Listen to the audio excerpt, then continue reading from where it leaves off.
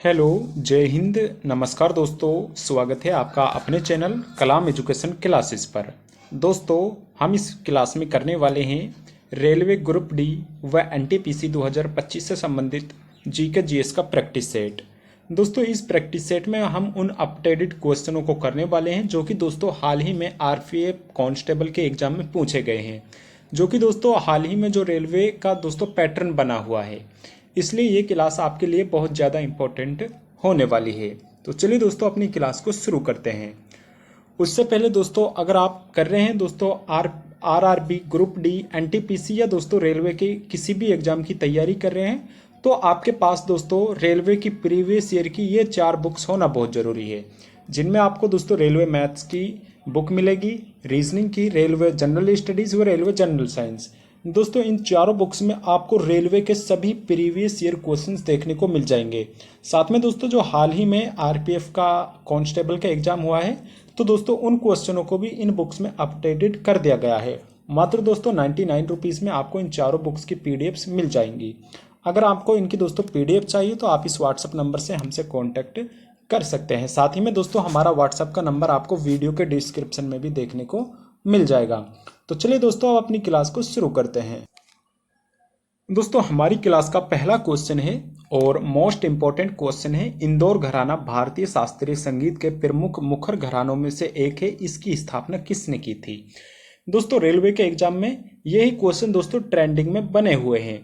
पूछ रहा है कि दोस्तों किस घराने की स्थापना किसने की, तो ये आपके लिए बहुत ज़्यादा इंपॉर्टेंट टॉपिक है। दोस्तों, इंदौर घराने की जो स्थापना की थी वो दोस्तों उस्ताद आमिर खान के द्वारा की गई थी। ऑप्शन नंबर फर्स्ट दोस्तों हमारा बिल्कुल राइट आंसर हो जाएगा। दोस्तों, उस्ताद आमिर खान के द्वारा इंदौर घराने की स्थापना की गई थी। दोस्तों, अब जान लेते हैं हम इंदौर घराने से जुड़े कुछ संबंधित अन्य व्यक्तियों की व दोस्तों अन्य घरानों के संस्थापकों की।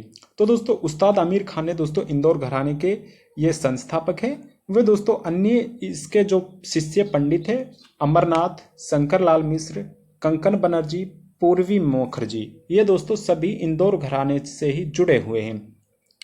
अन्य घराने और इसके संस्थापक दोस्तों अगर हम ग्वालियर घराने की बात करें तो इसकी स्थापना उस्ताद नाथन पीर बख्श के द्वारा की गई थी। आगरा घराने की स्थापना दोस्तों हाजी सुजान खान के द्वारा। वहीं दोस्तों आगरे घराने से संबंधित कुछ अन्य रंगीले घराने की दोस्तों फैयाज खान ने। वहीं दोस्तों जयपुर घराने की स्थापना अल्लादिया खान के द्वारा की गई थी। दोस्तों ये मोस्ट इंपॉर्टेंट घराने हैं वे उनके संस्थापक, जो कि दोस्तों हर एग्जाम में आपसे पूछे जाते हैं। इसका एक स्क्रीनशॉट जरूर रख लीजिएगा। वे दोस्तों अगर आपको इसकी पीडीएफ चाहिए तो आप हमारे टेलीग्राम से भी ज्वाइन हो सकते हैं। अगला क्वेश्चन है, प्रथम पंचवर्षीय योजना के शुभारंभ के समय योजना आयोग के अध्यक्ष इनमें से कौन थे? दोस्तों, भारत में जो पहली पंचवर्षीय योजना शुरू की गई थी तो वो दोस्तों 1950 में शुरू की गई थी। वहीं दोस्तों जो योजना आयोग के अध्यक्ष होते हैं वो दोस्तों भारत के पीएम होते हैं। वहीं दोस्तों जो प्रथम पंचवर्षीय योजना आयोग के अध्यक्ष थे वो दोस्तों जवाहरलाल नेहरू थे, क्योंकि दोस्तों 1950 में हमारे पीएम भी उस समय जवाहरलाल नेहरू ही जी थे। ऑप्शन नंबर डी दोस्तों हमारा बिल्कुल राइट आंसर हो जाएगा। दोस्तों अगर हम बात करें जवाहरलाल नेहरू की तो दोस्तों ये योजना आयोग के प्रथम अध्यक्ष थे। वहीं दोस्तों जो पहली योजना आयोग की जो अवधि थी वो 1951 से लेकर 56 तक रही थी, जो कि दोस्तों पूछी जाती है एग्जाम में। दूसरी पंचवर्षीय योजना का टाइम पीरियड 1956 से 61, तीसरी का दोस्तों 61 से 66। ये दोस्तों सभी ये जवाहरलाल नेहरू के समय थी, यानी दोस्तों इस समय दोस्तों भारत के पीएम जवाहरलाल नेहरू थे। वहीं अगर हम चौथी की बात करें 1969 से 1974, वहीं दोस्तों पांचवी 1974 से 78, छठवीं दोस्तों 1980 से 85, तो इस समय जो भारत की पीएम थी वो इंदिरा गांधी थी।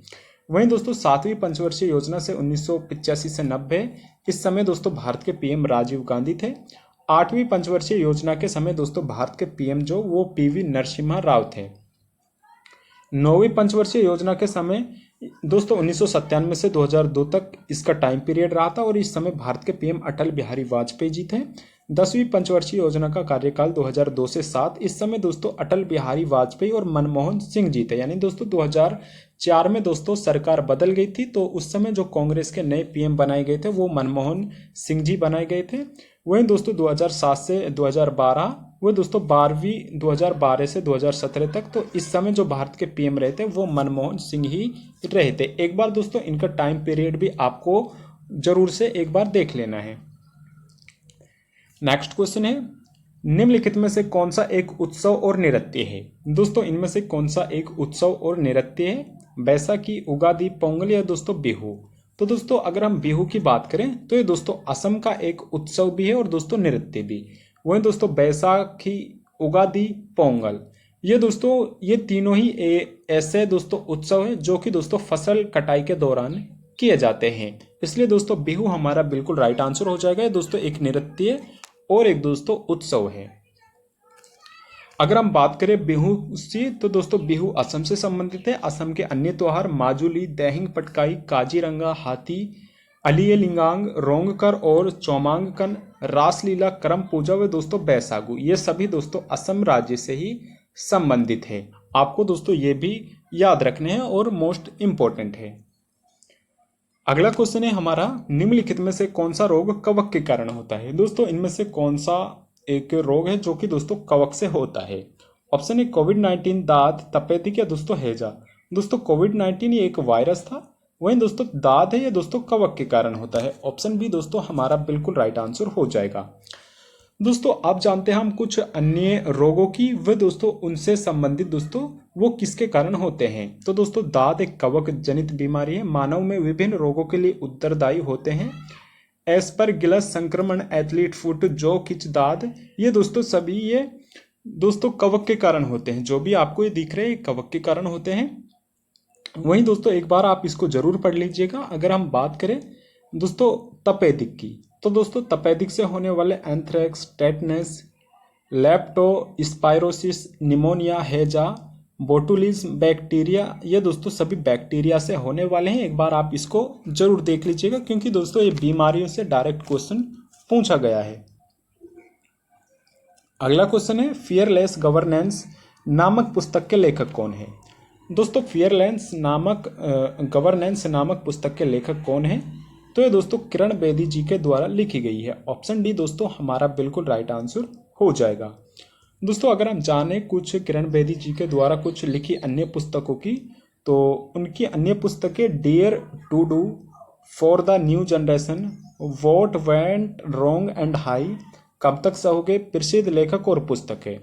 दोस्तों अगर हम बात करें अनिरुद्ध सूरी की पुस्तक की तो इन्होंने लिखे द ग्रेट टेक गेम।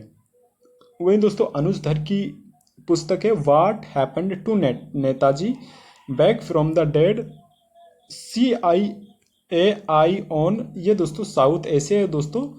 ये किसके द्वारा? तो ये अनुज धर के द्वारा लिखी गई है। आप इनको एक बार जरूर देख लीजिएगा। अगला क्वेश्चन है, मगध महाजनपद किन नदियों से घिरा हुआ था? दोस्तों प्राचीन भारत में दोस्तों मगध महाजनपद की दोस्तों एक अलग ही पहचान थी। ये दोस्तों मगध महाजनपद दोस्तों वर्तमान में इनमें से किन नदियों के बीच घिरा हुआ था? दोस्तों गंगा और यमुना, गंगा और झेलम, गंगा और सोन, या दोस्तों गंगा और घाघरा। तो दोस्तों मगध महाजनपद दोस्तों ये आज के दोस्तों पटना को बोला जाता है। दोस्तों अगर हम बात करें गंगा और यमुना की तो दोस्तों यमुना का पटना से लेना देना कोई नहीं है, झेलम का भी नहीं है दोस्तों, घाघरा का भी नहीं है। यानी दोस्तों जो मगध महाजनपद था वो दोस्तों गंगा और सोन नदियों के बीच में दोस्तों घिरा हुआ था। दोस्तों गंगा और सोन इन नदियों और भूमि की उर्वरता के कारण 6वीं शताब्दी में मगध महाजनपदों में सबसे शक्तिशाली बन गया। अब मगध बिहार क्षेत्र का एक भाग है। अगला क्वेश्चन है हमारा, हिंदू धार्मिक स्थल चंद्रनाथ पहाड़ी निम्नलिखित में से किस देश में स्थित है? दोस्तों चंद्रनाथ पहाड़ी इनमें से किस देश में स्थित है? तो ये दोस्तों बांग्लादेश के अंदर स्थित है। ऑप्शन सी हमारा बिल्कुल राइट आंसर हो जाएगा। दोस्तों अगर हम बात करें बांग्लादेश की तो चंद्रनाथ मंदिर भी दोस्तों बांग्लादेश में ही स्थित है। यह चंद्रनाथ पहाड़ी की चोटी पर बांग्लादेश में सीताकुंड के पास स्थित एक शक्तिपीठ है। दोस्तों याद रखना चंद्रनाथ पहाड़ी व मंदिर दोस्तों ये बांग्लादेश के अंदर है। अगला क्वेश्चन है, राष्ट्रीय साक्षरता मिशन नेशनल लिटरेसी मिशन का गठन किस सन में किया गया था? दोस्तों भारत में राष्ट्रीय साक्षरता मिशन का गठन किस वर्ष में किया गया था? ऑप्शन है 1971, 82, 88 या दोस्तों 98। तो दोस्तों जो राष्ट्रीय साक्षरता मिशन थी इसका कथन दोस्तों 1988 में किया गया था। ऑप्शन नंबर सी हमारा बिल्कुल राइट आंसर हो जाएगा। दोस्तों अगर हम बात करें 1988 के राष्ट्रीय साक्षरता मिशन की, तो इसका लक्ष्य 15 से 35 वर्ष के लोगों को शिक्षित करना था। कार्यक्रम का मुख्य उद्देश्य महिलाओं, अनुसूचित जातियों और जनजातियों और पिछड़े वर्गों के बीच साक्षरता को बढ़ावा देना था। तो दोस्तों आपको याद रखना है, राष्ट्रीय साक्षरता मिशन की शुरुआत 1988 में की गई थी। वह इसका जो उद्देश्य था वो दोस्तों 15 से 35 वर्ष के आयु के बीच दोस्तों अनुसूचित जाति व अनुसूचित जनजाति व दोस्तों पिछड़े वर्ग के लोगों को दोस्तों साक्षर करना इसका दोस्तों मेन उद्देश्य था। अगला क्वेश्चन है, वर्नाक्यूलर प्रेस अधिनियम भारत के किस वायसराय के शासनकाल के दौरान लागू किया गया था? दोस्तों वर्नाक्यूलर प्रेस एक्ट ये दोस्तों 1878 में दोस्तों लागू किया गया था। ये दोस्तों लिटन के समय दोस्तों लागू किया गया था, क्योंकि दोस्तों इस समय जो भारत के वायसराय थे वो लिटन ही थे। ऑप्शन नंबर डी हमारा बिल्कुल राइट आंसर दोस्तों हो जाएगा। अगर हम बात करें लिटन के कार्यकाल की, तो 1876 से 80 तक दोस्तों इसका कार्यकाल रहा था। Vernacular press act, the gagging act भी इसको ही बोला जाता है, वो दोस्तों 1878 में दोस्तों वर्नाक्यूलर प्रेस को नियंत्रित करने और देशद्रोही लेखन को प्रभावी ढंग से दंडित करने और दबाने के लिए अधिनियमित किया गया था। क्योंकि दोस्तों इस समय जो भारत में दोस्तों जगह जगह क्रांति चल रही थी, इसीलिए दोस्तों वायसराय लिटन ने प्रतिबंध लगा दिया कि जो भारत के दोस्तों लेखक है या दोस्तों व्यक्ति है वो अपनी भाषा में किसी को कोई पत्र ना लिखे, ताकि दोस्तों जो क्रांति है वो दबी रहे और दोस्तों उनका ये काम दोस्तों चलता रहे। इसलिए दोस्तों इन्होंने वर्नाक्यूलर प्रेस एक्ट 1878 में दोस्तों लाया, जिसके तहत दोस्तों लेखन सामग्री को दोस्तों बंद कर दिया गया था। अगला क्वेश्चन है, एशियाई खेलों की मेजबानी करने वाला पहला देश इनमें से कौन सा था? दोस्तों प्रथम बार एशियाई खेल 1951 में दोस्तों आयोजित हुए थे। वहीं दोस्तों ये पहली बार भारत में ही दोस्तों आयोजित किए गए थे। ऑप्शन डी दोस्तों हमारा बिल्कुल राइट आंसर हो जाएगा। दोस्तों भारत एशियाई खेल प्रत्येक ये दोस्तों 4 वर्ष के बाद आयोजित होते हैं। भारत में दोस्तों अभी तक कुल 2 बार आयोजित हुए हैं, 1951 और 1982 में। तो दोस्तों याद रखना है, लगभग हर एग्जाम में ये क्वेश्चन रिपीट होता है, इसलिए मोस्ट इंपॉर्टेंट हो जाता है। नेक्स्ट है, निम्नलिखित में से कौन सी झील खारे पानी की झील है? दोस्तों ऑप्शन है सुपीरियर, चिल्का, मलाविया दोस्तों टिटिकाका। तो दोस्तों इसमें से जो खारे पानी की झील है वो दोस्तों चिल्का झील है, जो कि दोस्तों भारत के ओडिशा राज्य में स्थित है। ये दोस्तों एक लेगून झील है, बल्कि दोस्तों सुपीरियर झील, मलावी झील व दोस्तों टिटिकाका झील ये दोस्तों सभी मीठे पानी की झीलें हैं। अगर बात करें चिल्का झील की, यह एशिया का सबसे बड़ा खारे पानी का लेगून और दुनिया का दूसरा सबसे बड़ा तटीय लेगून है। सुपीरियर झील ये कनाडा व अमेरिका सीमा पर स्थित है। यह विश्व की सबसे बड़े मीठे पानी की झील है। मोस्ट इंपॉर्टेंट हो जाता है दोस्तों सुपीरियर झील, जो कि दोस्तों कनाडा व अमेरिका की सीमा पर स्थित है। वह दोस्तों दुनिया की सबसे बड़ी मीठे पानी की झील है। अगर हम टिटिकाका झील की बात करें तो ये दक्षिण अमेरिका की सबसे मीठे पानी की झील है। दोस्तों टिटिकाका झील ये दोस्तों दक्षिण अमेरिका की सबसे बड़े मीठे पानी की झील है, जबकि दोस्तों सुपीरियर झील ये दोस्तों पूरे वर्ल्ड की सबसे बड़ी मीठे पानी की झील है। अगर मलावी झील की बात करें तो ये अफ्रीका की महान झील और पूर्वी अफ्रीकी दरार प्रणाली की सबसे दक्षिणी झील, जो मलावी, तंजानिया और मोजाम्बिक के बीच में स्थित है। दोस्तों ये मोस्ट इंपॉर्टेंट फैक्ट्स है, इसका स्क्रीनशॉट आप जरूर रख लीजिएगा व दोस्तों इसका जो रिवीजन है वो करते रहिएगा। अगला क्वेश्चन है, निम्नलिखित में से किस नृत्य में महिलाओं द्वारा सिर पर जले हुए दियों के साथ प्रदर्शन किया जाता है? दोस्तों इनमें से कौन सा नृत्य है जिस पर दोस्तों महिलाएं अपने सिर पर रख के दोस्तों जले हुए दियों से दोस्तों प्रदर्शन करती है? तो ये दोस्तों चरी नृत्य में किया जाता है। ऑप्शन डी हमारा बिल्कुल राइट आंसर हो जाएगा। दोस्तों अगर हम बात करें चरी नृत्य, राजस्थान से संबंधित है। चरी नृत्य राजस्थान महिलाओं द्वारा एक चरी या बर्तन में पानी इकट्ठा करने की कला का वर्णन करता है। कोली नृत्य महाराष्ट्र का एक लोकप्रिय नृत्य है। वो दोस्तों धनगरी गाजा। दोस्तों जो ये ऑप्शन में अन्य ऑप्शन थे उनका यहाँ पर डिटेल्स दिया गया है। धनगरी गाजा भी महाराष्ट्र से संबंधित है। वह दोस्तों तमाशा नृत्य का संबंध भी महाराष्ट्र ही राज्य से हो जाएगा, जो कि दोस्तों मोस्ट इंपॉर्टेंट है और बार बार एग्जाम में दोस्तों पूछे जाते हैं। अगला क्वेश्चन है, 2000 में पद्म विभूषण से सम्मानित हुए उड़ीसा के प्रथम नर्तक का नाम बताएं। दोस्तों वर्ष 2000 में पद्म विभूषण से सम्मानित हुए उड़ीसा का के प्रथम जो नर्तक थे वो कौन थे? तो दोस्तों गुरु कैलूचरण महापात्र जी थे। ऑप्शन डी दोस्तों हमारा बिल्कुल राइट आंसर हो जाएगा। दोस्तों अगर हम बात करें गुरु कैलूचरण महापात्र की, तो इनको पद्म भूषण 1988 में दिया गया, संगीत नाटक अकादमी 1966 में, व दोस्तों कालिदास सम्मान इनको 1987 में दिया गया था। दोस्तों मोस्ट इंपॉर्टेंट है, एक ना एक जो अवार्ड है आपसे पूछ लिया जाएगा, इसलिए दोस्तों आपको इनके पद्म विभूषण और संगीत नाटक अकादमी पुरस्कार और दोस्तों कालिदास सम्मान आपको इनका याद रखना है। अगला क्वेश्चन है, हड़प्पा सभ्यता का मोहनजोदड़ो स्थल किस नदी के तट पर स्थित है? दोस्तों मोहनजोदड़ो स्थल ये दोस्तों पाकिस्तान में स्थित है। वो दोस्तों पाकिस्तान में इनमें से ये दोस्तों सिंधु नदी के दोस्तों तट पर स्थित है। ऑप्शन डी हमारा बिल्कुल राइट आंसर हो जाएगा।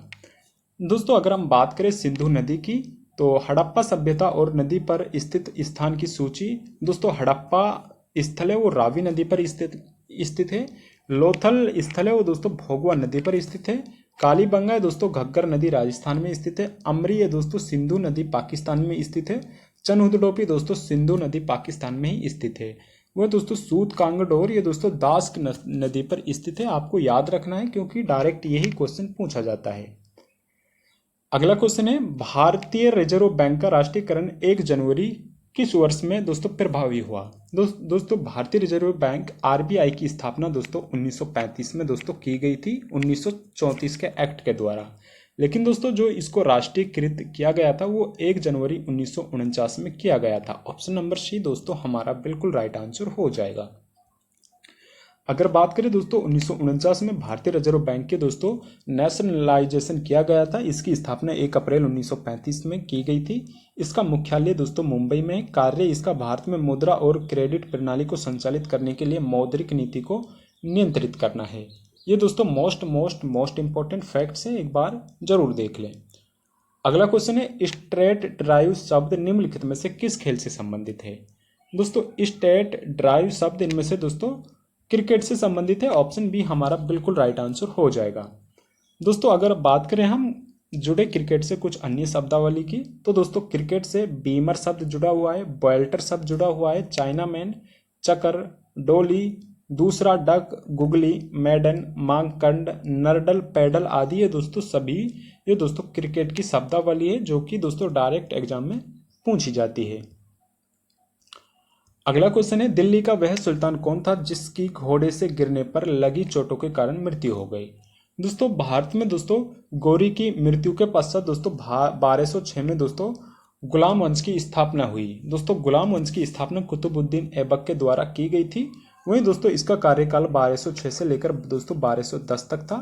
दोस्तों 1210 में कुतुबुद्दीन ऐबक की दोस्तों चौगान खेलते हुए दोस्तों घोड़े से गिरकर मृत्यु हो गई थी। ऑप्शन नंबर फर्स्ट ही हमारा बिल्कुल राइट आंसर हो जाएगा। दोस्तों अगर बात करें कुतुबुद्दीन ऐबक की, लाख बख्श के नाम से भी इन्हीं को जाना जाता है। वह मोहम्मद गौरी का गुलाम था और दिल्ली सल्तनत का पहला सुल्तान था। इन्होंने गुलाम वंश या इसी को ममलूक वंश भी बोला जाता है कि इसकी स्थापना की थी। गुलाम वंश के प्रसिद्ध शासक दोस्तों 1206 से 1290 तक दोस्तों हुए थे। कुतुबुद्दीन ऐबक का कार्यकाल दोस्तों 1206 से 1210 तक रहा था। शमसुद्दीन इल्तुतमिश का जो कार्यकाल था वो 1210 से 1236 तक था। रजिया सुल्तान दोस्तों 1236 से 40, बलबन का दोस्तों कार्यकाल 66 से 87 रहा था, जो कि दोस्तों मोस्ट इंपॉर्टेंट है। अगला क्वेश्चन है, भारत के संविधान के निम्नलिखित संशोधनों में से किसने गोवा को राज्य का दर्जा प्रदान किया?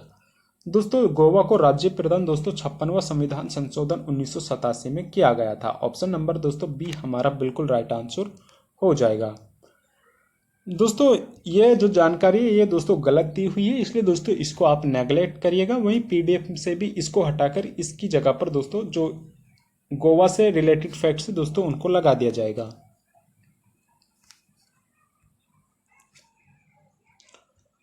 अगला क्वेश्चन है दोस्तों, भारत में जारवा व ओंगे जनजातियां कहाँ पाई जाती है? दोस्तों भारत में जारवा और ओंगे जनजातियां कहाँ पाई जाती है? ऑप्शन है दमन दीव, अंडमान निकोबार, छत्तीसगढ़ और दोस्तों अरुणाचल प्रदेश। तो दोस्तों इसका आंसर आपको बताना है कमेंट बॉक्स के अंदर। वह दोस्तों आप ये भी जरूर बताइएगा कि आपको क्लास कैसी लगी। अगर पसंद आई है तो एक लाइक जरूर करिएगा। वह चैनल पर नए हैं तो दोस्तों चैनल को सब्सक्राइब भी जरूर कर लीजिएगा। धन्यवाद।